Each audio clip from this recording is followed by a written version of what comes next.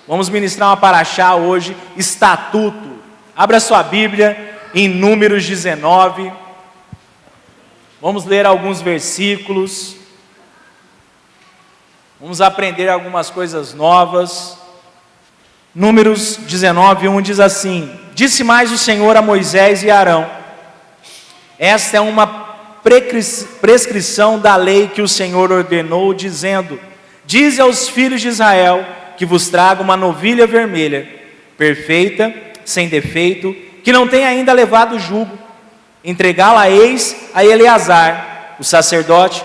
Este a tirará para fora do arraial e será imolada diante dele. Eleazar, o sacerdote, tomará do sangue com o dedo e dele aspergirá para a frente da tenda da congregação 7 vezes. À vista dele será queimada a novilha, o couro, a carne, o sangue e o excremento.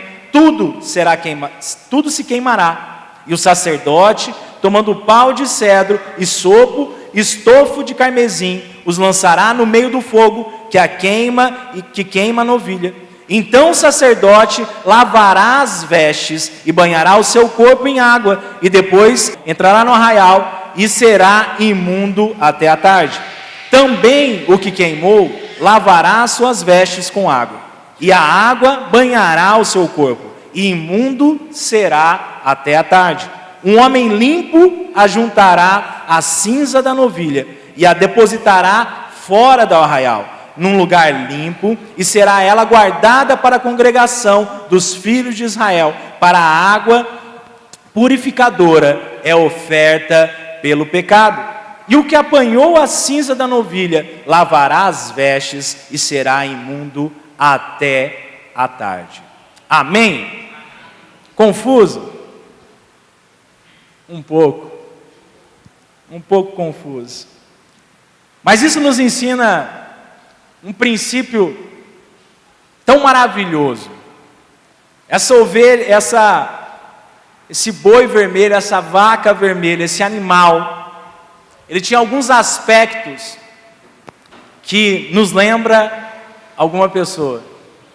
Diz que ele não poderia ter defeito, ele não poderia ter marca e nem ter recebido jugo sobre ele. Alguém conhece alguém parecido na Bíblia com isso? Senhor Jesus.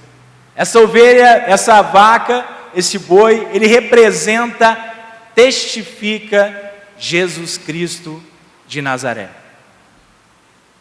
E o mais legal disso é que, se a gente prestar atenção nos detalhes de Deus, ele pega homens que são ritualmente considerados puros. E ele diz que quando eles fazem um sacrifício, executam esse sacrifício fora do arraial, eles se tornam impuros. Diz que quando eles manuseiam aquele animal, quando eles fazem aquela oferta, aqueles que estavam puros se tornaram impuros. Parece com alguém também? Aquele que era puro, sem mágoa, sem mácula, sem pecado, se faz pecado por nós. Começa aquilo que parecia estranho, começa a ficar bem próximo. O Senhor Jesus fez exatamente isso na cruz do Calvário. Se fez imundo e impuro para que eu e você pudéssemos nos tornar puros. Isso é maravilhoso. Só esse início eu já ia para casa feliz. Só por essa informação eu saía desse culto totalmente diferente a qual eu entrei. Por quê? Porque somos simplesmente puros. Não só por isso, não por ser somente aceitos por Deus, mas algo muito maior do que cantamos hoje. Nós cantamos que nós somos livres. E uma das manifestações mais lindas que aconteceram através da morte de Jesus é nos tornar livres. Mas toda vez que nós pensamos em liberdade, o que vem junto com ela?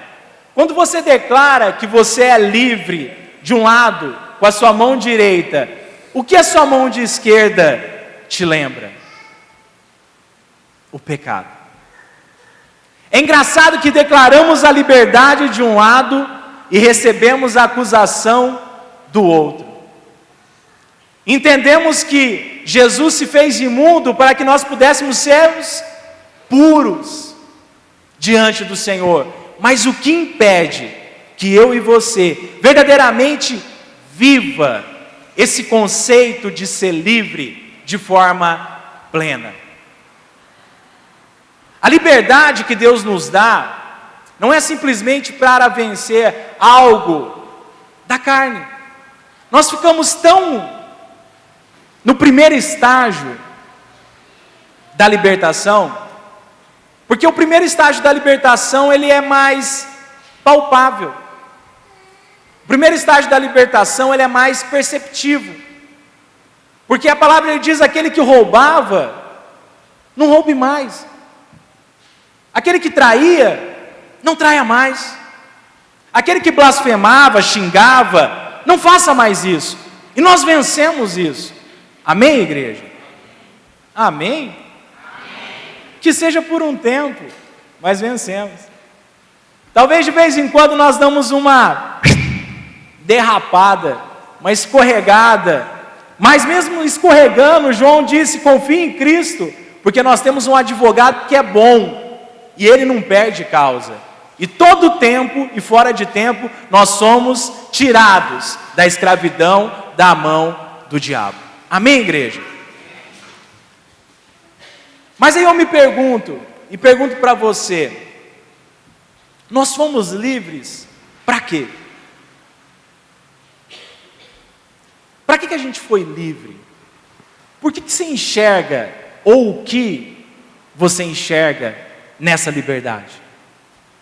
Aonde a sua mente ainda te leva somente talvez a uma posição? Honestamente, você já fez essa pergunta para você? Eu sou livre para quê? Qual é o seu padrão quando você faz essa pergunta para você? Alguns vão responder: para ter a vida eterna.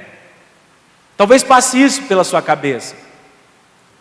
Talvez a liberdade, quando você fala, eu sou livre, talvez você lembra de onde você era escravo. E você só aponta para aquela direção. Eu fazia isso e não faço mais. E a liberdade parou aí. E aí a gente pode dar um monte de exemplo. Mas a pergunta que eu quero te fazer: o que vem à sua mente quando você pensa que é livre? O amor. Independente do que venha à sua mente, quantas coisas vieram? Uma? Duas? Várias? É necessário a gente começar a entender, nos chamou para uma liberdade muito maior, a qual a gente processa na nossa mente. A gente limita essa liberdade para algo muito natural, muito posicional, muito para esse tempo. Quando nós escutamos os testemunhos, e eu acho eles importantes demais, mas será que a gente testemunha só a conversão? Será que eu testemunho a minha liberdade de hoje, o que eu alcancei e o que eu fiz com ela hoje? Será que hoje eu posso falar, hoje eu sou tão livre e liberto, que eu tenho um amor a liberar isso que o ministro Flávio, diácono Flávio, acabou de dizer neste lugar? Será que eu sou tão livre e suficiente, que até aquilo que me faz prosperar, eu me enxergo como livre ou escravo do que eu trabalho? Será que a minha liberdade ela é tão ampla nesse sentido? Será que o meu questionamento de liberdade me faz só ter uma liberdade natural e não sobrenatural? Porque se a gente lê essa paraxá, essa porção, ele diz que aquela água purificadora seria levada para dentro da comunidade de Israel. E todas as vezes que alguém se tornasse imundo, aquela água o purificaria. Depois de um dia, depois de 3 dias, ou depois de 7 dias, seria o ritual de purificação. Será que ainda nós estamos vivendo um ritual de purificação na nossa vida? Será que essa liberdade que nós acabamos de falar, eu sou livre, será que a gente exerce ela verdadeiramente, ou ela é limitada? Porque um homem e uma mulher livre não tem medo de amanhã. Eu não tenho medo do amanhã, eu sou livre. Cristo, para a liberdade, me libertou. Nada, absolutamente nada, me faz cativo. Essa é a profundidade que nós precisamos racionalizar. Qual é a minha liberdade? Será que a minha liberdade é a liberdade que Yeshua conquistou na cruz? Ou a minha liberdade ainda é o que eu penso sobre mim? Porque a gente tem um concorrente dentro de nós. A gente tem um concorrente o dia todo dentro de nós. O velho homem e o novo homem. E esse cara engana a gente o tempo inteiro. O tempo inteiro. Muitas vezes o velho homem se faz de novo homem. Sabia disso? Será? Sabe quando o velho homem se faz de novo homem? Quando você recebe uma palavra do Senhor, uma oração de alguém, e você sai daqui convicto que a sua vida mudou. Você sai daqui com a certeza que tudo se fez novo. E aí aparece a primeira dificuldade na sua vida. Como você se porta? Como velho homem ou como novo homem? Ele mentiu para a gente de novo. Mais uma vez o velho homem falou: eu recebi, agora eu sou nova criatura, e todas as coisas se fizeram novas, aleluia, sou um vencedor. Entra a dificuldade e eu entristeço. É o velho homem se fingindo de novo homem. É o velho homem usando uma capa, tentando transparecer novo, mas continua velho. Essa paraxá também ela diz que aí é o seguinte: esse animal foi sacrificado fora do arraial. Se a gente prestar atenção, todo o sacrifício que Deus fez era para ele. Traga sacrifício, ele não dizia isso o tempo inteiro, traga sacrifício. E aí o animal era sacrificado num lugar específico, e diz que aquela oferta sacrificial subia às narinas de Deus. Amém? Todos que estão acompanhando os cultos já têm essa noção, essa devida noção, graças a Deus. Então, esse sacrifício não, foi fora. E diz que essa fumaça também não subiu para Deus. Essa fumaça, esse sacrifício era especificamente para alguém, para nós. Amém? Esse sacrifício é o único sacrifício que Deus fez para os gentios. Por isso que ele aponta para Jesus. Esse é o sacrifício que ele fala: agora isso é para a nação lá fora. Faz isso lá fora, porque eu vou alcançar esses caras lá fora. Porque eles vão manifestar minha glória lá na frente. Amém? Israel, o povo de Israel, a linhagem sacerdotal, os príncipes das tribos, chegaram depois de um tempo da história, se imaginando os livres, os suprassumos da história. Eles eram os caras do conhecimento, eles sabiam de tudo. Só que eles perderam uma essência, que foi falado aqui também. Eu gosto quando Deus testifica antes o que ele vai dizer. Perderam a essência do amor. O que tem a ver sacrifício com amor? Porque eles perderam a liberdade deles. Quando a gente não pratica amor, eu não tenho liberdade. Você já parou para pensar nisso? Você é escravo de algo. Nós somos escravos de alguma coisa, porque a partir do momento que eu não consigo liberar um amor a alguém, eu estou preso em algum lugar. Você já fez essa reflexão?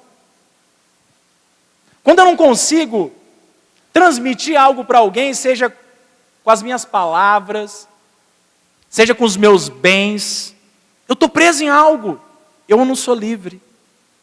Eu ainda continuo escravo. Eu continuo escravo. Um pouquinho mais para frente, também nessa paraxá, ele fala sobre tocar em cadáveres. Como que esse estatuto se enquadra para nós hoje? O que é essa morte que Deus falava? Você parou para pensar nisso também? O que é tocar em algo morto? É tocar em qualquer coisa que não nos traz vida. Qualquer coisa que eu faça que não me traz vida, segundo o estatuto de Deus, eu vou usar como regra, eu me torno impuro 7 dias. 7 dias. E o que é 7 dias na Bíblia? Quer dizer que eu sou pecador? Não, quer dizer que eu sou impuro.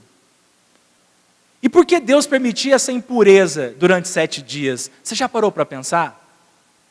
Esse é o nosso problema. A gente nunca para pensar. Quando alguma área da minha vida eu não expresso liberdade ou amor, eu preciso pelo menos parar e pensar no que eu creio. E 7 dias eu vejo que é um prazo bom. Essa semana, quantos tropeçaram aqui? Obrigado. Quantos não tropeçaram? Já mentimos. E aí eu faço uma pergunta para nós.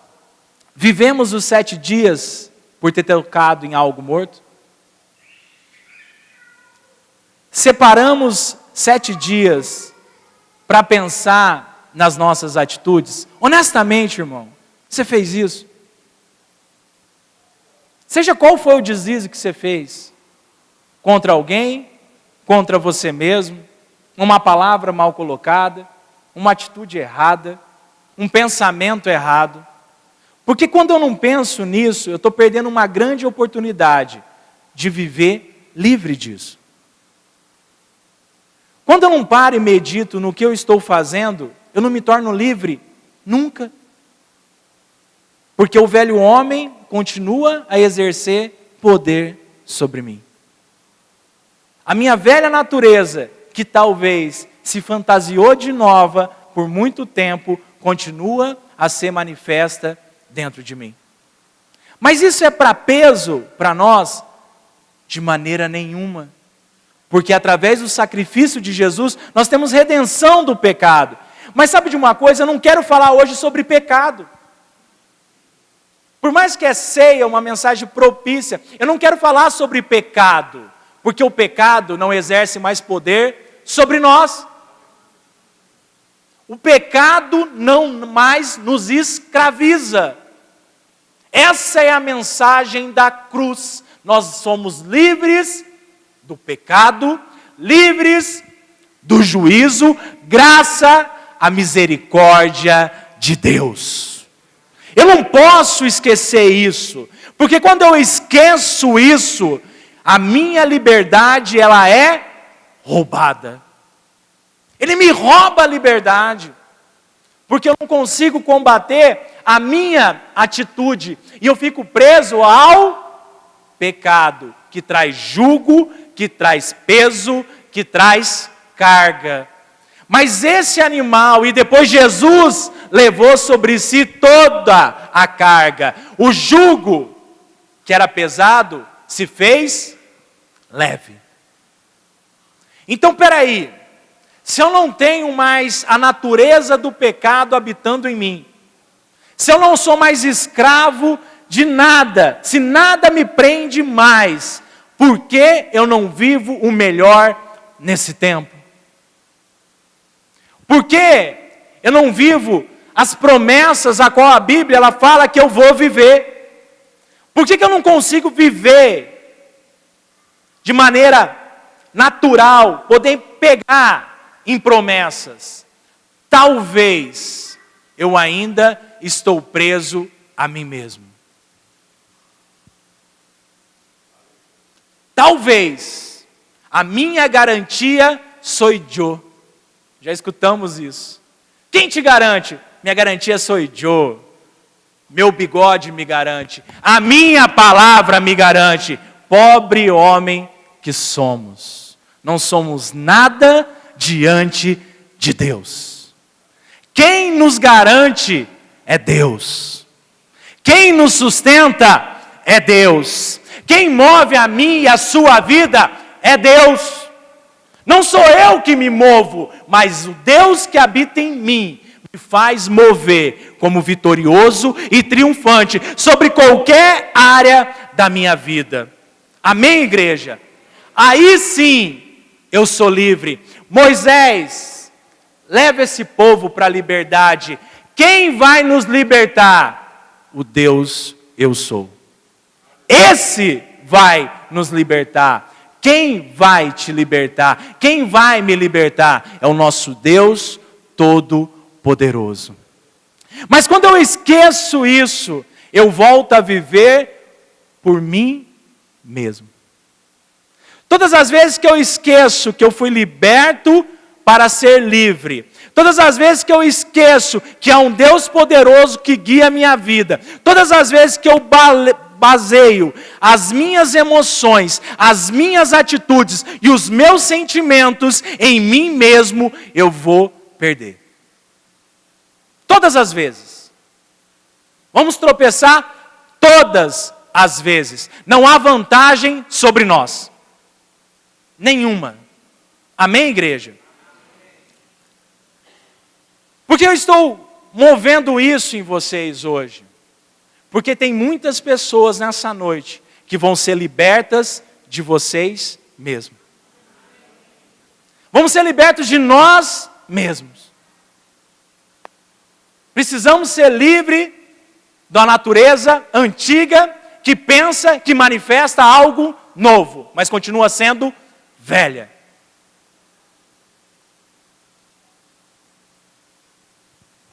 Por isso que a gente se depara com uma natureza divina tão elevada, que é difícil de alcançar. Talvez se eu olhar como um homem natural, eu olho os preceitos da Bíblia e falo, isso é muito elevado. Verdadeiramente é muito elevado, porque é nobre, é puro, é santo, é reto, é perfeito, não tem falha. Mas sabe o que é o melhor? Eu preciso aprender a pescar no céu. Eu preciso trazer à existência aquilo que está nos céus. Por isso que ele fala que a nossa herança está nos céus. A nossa riqueza está nas regiões celestiais, nos céus. Eu sou rico nos céus.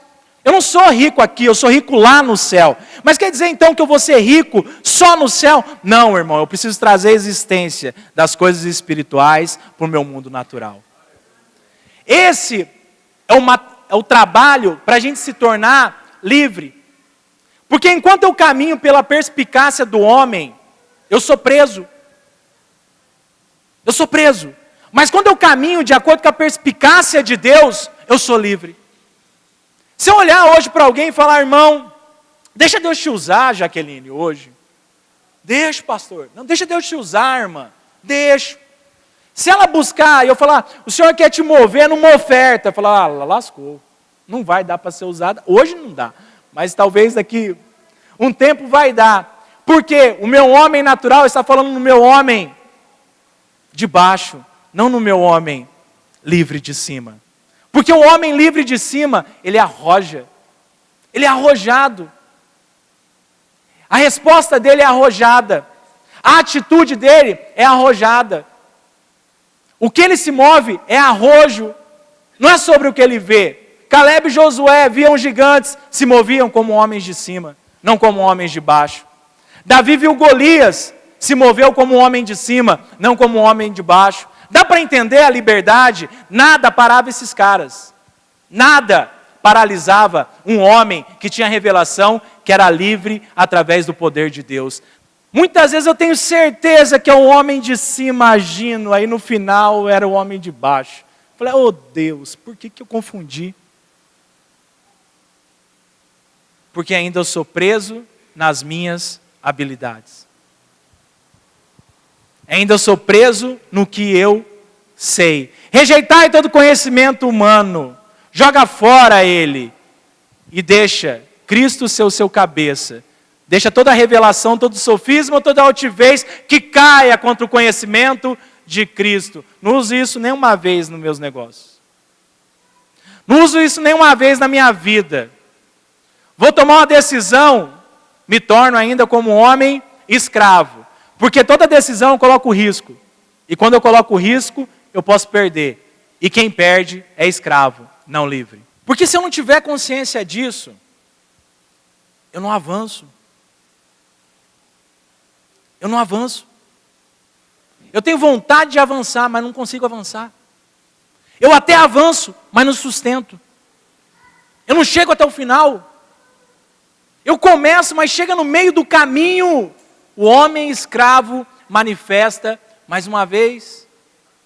Mais uma vez. Mas ele fala que ele faz um rio que flui o tempo inteiro nos purificando de toda a falha e de todo pecado. Então eu sou livre, nada me paralisa. Só uma coisa, a minha mente.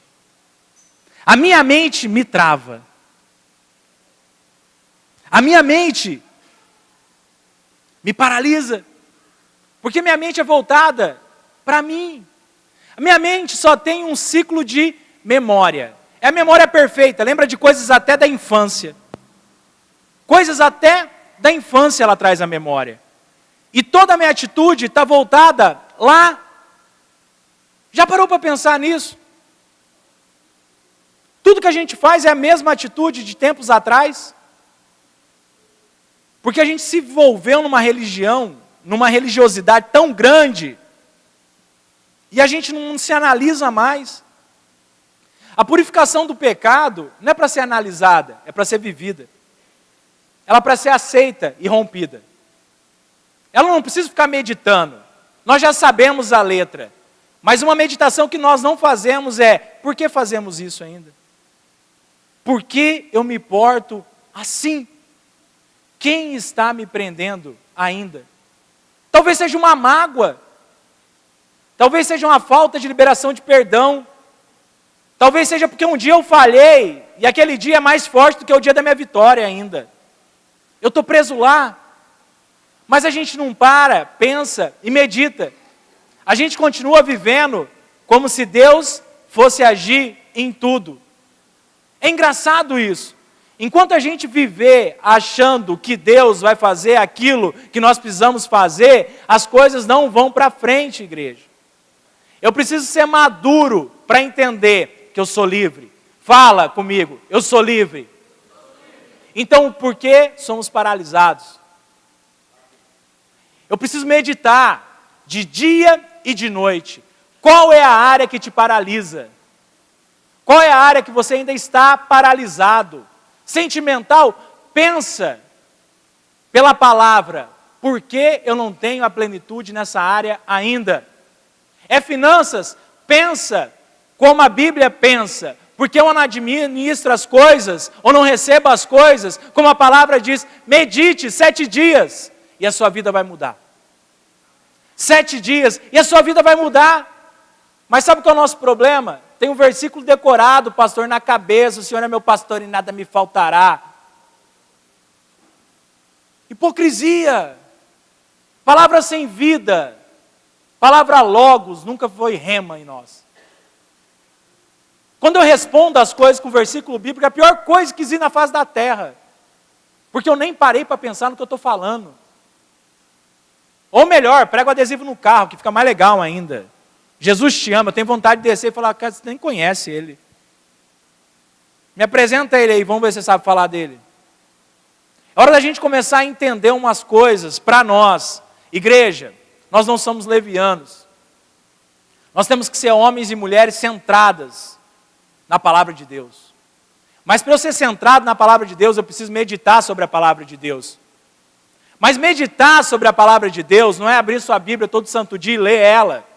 Não, aprende com o do homem morto, natural, se levanta e cai. Aprende com ele, fala, te peguei, cara. Qual que é o nosso anseio quando um ladrão é pego? Não é ser achado? Pegamos o cara, pô. Agora ele vai fazer o quê? Vai devolver tudo que ele saqueou. Não é isso que a gente pensa? Se a polícia pegar, eu recupero tudo que eu perdi. Nós somos policiais do nosso homem aqui dentro. Quanto que a gente procura ele? Quanto que a gente procura o usurpador dentro de nós? Muito pouco. Porque Jesus já me mudou. Não mudou não. Ainda não. Porque quem tem que esmurrar ele é a gente. Jesus nos fez livres. Jesus nos fez libertos. Livre e liberto é ter poder suficiente para destruir toda a fortaleza que se levanta contra nós. Eis que te dei autoridade para pisar cobra, serpente, escorpião. E mesmo se tomar qualquer coisa mortífera, não vos causará dano algum. A autoridade está em você, crente vitorioso. Só que você ainda olha para o crente derrotado. Porque se olhar para o crente vitorioso, você derruba o gigante que está dentro de nós. Amém, igreja? Quantos querem derrotar esse cara? Eu também quero. Eu também quero. E aprendi que meditar é o melhor caminho. Medita na palavra de dia. Ah, versículo decorado é tão ruim. Não é? Ah, os versículos decorados sem vida.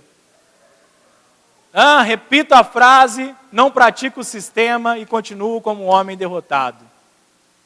Agora, se eu pegar esse versículo e praticar e viver ele, meditar nessa palavra de dia e de noite, o sangue que verte ainda lá em cima, com ele, com o poder do nome de Jesus, nada nos paralisa. Nada. A natureza de Deus que habita em nós destrói barreiras, manifesta poder, manifesta glória, e o nosso desígnio vai ser completo na face da terra. Amém, igreja? Você crê nisso? E como que você vai andar a partir de hoje? Refletindo. Melhor, meditando. Medite de dia e de noite. Medite nas suas atitudes, no seu comportamento. Mas eu quero te dar uma chave essa noite. Tira o peso, irmão. Tira o peso. Porque parece que toda vez que fala para o crente, medita, eu sou pecador. Nossa. Preciso me bater de novo. Ele não falou que tirou o jugo? Essa fase a gente precisa vencer. Ser coerente, ter uma visão clara de nós mesmos, porque isso é maturidade. Será que a gente vai continuar na mesma escravidão do primeiro dia que a gente se converteu? Mas a gente vive assim. Misericórdia, mas a gente vive assim. Já reparou? Você lembra do dia que você aceitou Jesus? Quantas vezes você veio na frente para aceitar Jesus? Eu vi umas 22. Até um dia que o pastor olhou e falou, já aceitou, filho. Já? Putz, então tá bom. Aí eu parei. Aí eu parei de vir na frente, mas eu queria vir na frente, todo dia aceitar Jesus. E a gente continua desse jeito. Sabia? Senhor, misericórdia da minha vida. A minha misericórdia dura para sempre. Para que pedir algo que já tem? Para que entrar com a chave errada diante de Deus? Para que entrar com as perguntas erradas diante do Eterno? Chamaram um rapaz lá na guerra. Abre lá a sua Bíblia. Vamos um pouquinho para frente. Vamos falar um típico homem que sabia o que era ser livre. Abre sua Bíblia em Juízes 1. Juízes 11, 1, perdão. Jefete, filho de uma prostituta. Bicho, você não vale nada, cara. Você não vai ter herança. Você não é ninguém. Nem considero você meu irmão. Sai fora. Nós não precisamos de você. 2. Também a mulher de Gileade deu-lhes filhos, os quais, quando grandes, expulsaram Jefete e lhe disseram, não herdarás em casa de nosso pai, porque és filho de outra mulher. Ok? Esse cara foi expulso dos irmãos porque era casado, o pai teve com outra esposa. E mandaram esse cara embora. Só que esse cara tinha um negócio que a gente não tem. Ele era livre. Esse cara era livre. Ele sabia a posição que ele devia ocupar. Ele sabia o lugar que ele deveria estar. Mas quando eu sou livre, um versículo se torna vida também em mim. Agindo Deus, quem impedirá? Fala aí para o seu irmão, agindo Deus, quem impedirá? Ninguém. Fala para ele, ninguém. Só que eu preciso ser livre para viver esse versículo. Esse é o problema. Porque quando eu falo esse versículo só por falar, estou no mesmo nível de sempre. Não mudou nada. Agindo Deus, quem vai me impedir? Vou andar sobre as águas, afogo. Não deu certo. Porque ele precisa gerar vida em mim. Esse cara sabia disso. Mandado embora. Sai uma guerra em Israel. Israel vai enfrentar um rei. E o cara era bom de guerra. Chama quem? O livre. Vem defender a gente. O livre não foi arrogante, soberbo. Ele só lembrou. Mas não sou eu que era anátema no meio de vocês? Não sou eu que era o ruim? Não sou eu que não tinha herança? Eu volto para defender vocês. Mas apenas com uma coisa. Que eu volte como cabeça de Israel. E o cara volta como cabeça de Israel. Sabia exatamente a posição que ele deveria ocupar. Cabeça. E eu quero falar algo para você nessa noite. Qual é a sua posição que você deve ocupar? Cabeça, papai.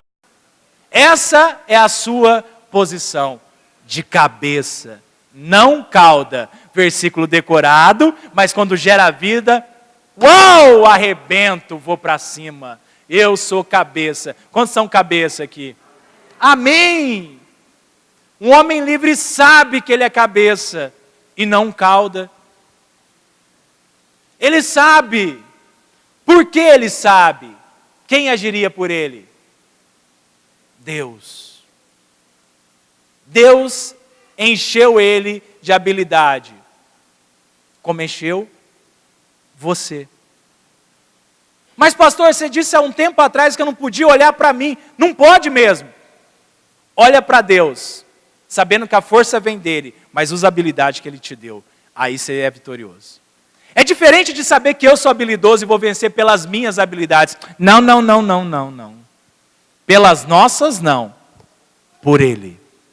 Viu como muda? O homem que parece ser livre, pensa assim. Agora eu estou livre de todo o pecado, estou livre de todas as coisas e vou vencer através das minhas habilidades. Não, filho. Não, filho. Você foi livre para vencer com a força que vem de Deus, através das suas habilidades. Enquanto a gente não fazer menção do nome do Senhor, em primeiro lugar nas nossas vidas, nós não alcançamos nada. Oh, que chave simples! Mas eu não uso ela, porque ela ainda é logos, e não virou rema. Mas nessa noite, o Senhor vai transformar toda a palavra logos na sua vida em rema. Amém? Se você meditar de dia e de noite. Preciso te dar essa notícia. Porque senão você vai sair daqui de um culto mais uma vez empolgado. Podia dar uma cambalhota aqui, virar uma estrelinha e falar, aleluia, receba a unção da mudança. Mudança vem com meditação. Vem com esforço nosso. Se esforçai e tem de bom ânimo. E conquista que eu vou te dar. Essa é a palavra de Deus para nós. O esforço é nosso. A força é do Senhor. É diferente. A força não é minha. A força é dele. O esforço é meu. O esforço é seu, igreja. Quantos querem se esforçar? Amém. Lucas 21. Eu vou te ensinar uma chave hoje. Chave é legal porque é jargão. Vou te ensinar um princípio tão bom. Para mim é a mulher mais livre da Bíblia. A mais livre. Essa verdadeiramente era livre. Estando Jesus a observar, viu os ricos lançarem suas ofertas no gasofilácio. Viu também certa viúva pobre lançar ali 2 pequenas moedas. E disse, verdadeiramente vos digo que essa viúva pobre deu mais do que todos, porque todos estes deram como oferta daquilo que sobrava. Esta, porém, da sua pobreza, deu tudo o que possuía, todo o seu sustento. Amém? Glória a Deus. Quando eu leio isso, parece meio estranho, mas ela tinha certeza de uma coisa: os órfãos e as viúvas eu não desampararei. Eu tenho certeza que essa viúva tinha essa promessa cravada dentro do coração dela. E mesmo que eu abra mão de tudo que eu tenho, amanhã o meu sustento vem do Senhor. Essa é uma mulher livre. Esse é um pensamento de liberdade. Não só financeiro, longe disso. Todos os aspectos da vida dessa viúva eram bem resolvidos. Posso afirmar isso com clareza, porque ela provou isso através da oferta. Mas o que impulsionou ela a fazer isso? Já se perguntou? Ela tinha os olhos voltados para um lugar, para um propósito sobre a terra. E nessa noite eu quero trazer esse propósito para você. Se você fosse livre hoje, no que você dedicaria o seu tempo? Pare e pense um pouquinho. Como você se portaria? Como você administraria os seus bens? Como você se relacionaria como casal? Se você fosse livre. Como você cuidaria dos seus filhos? Como você se portaria nos seus estudos? Como você se enxergaria no seu futuro? Pare e pense um pouquinho. Medita. Não 7 dias. Medita um pouquinho agora. Qual seria a sua atitude? Talvez se você chegasse em casa e alguém te afrontasse, você não retribuiria a ofensa, porque você é livre. Talvez você deixaria de correr atrás de tantas coisas passageiras e viveria seu tempo de qualidade com as pessoas que realmente têm importância para você, porque você é livre. Talvez você seria mais disposto a ofertar, ajudar as pessoas que necessitam, porque você é livre. Nada te atropela, cara. Nada te prende. O medo não existe, porque eu sou livre. Tantos afazeres que nós temos para fazer amanhã ou depois de amanhã, não estaria peso sobre nós, porque eu sou livre. Eu sou livre. Nada vai dar errado na minha vida. Eu sou livre. Sabe, quando a gente começa a pensar sobre isso, nós vemos o quão escravos somos ainda. Quando eu começo a refletir sobre isso, eu olho que, uau, Cristo ainda precisa me libertar disso. Mas há um começo. Hoje é o seu começo. Hoje você vai viver a liberdade, não só do pecado. Nós já vencemos isso. Amém, igreja?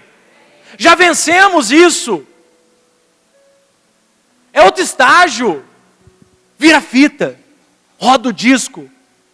Já passamos dessa fase de criança. Somos maduros, prontos para receber liberdade. Não condicional. Eu não quero voltar para a prisão à noite. Não, eu sou livre. Nenhuma acusação há sobre nós. O reino de Deus está dado a nós. As bênçãos de Deus estão entregues a nós. A prosperidade de Deus flui em nós. Você crê nisso?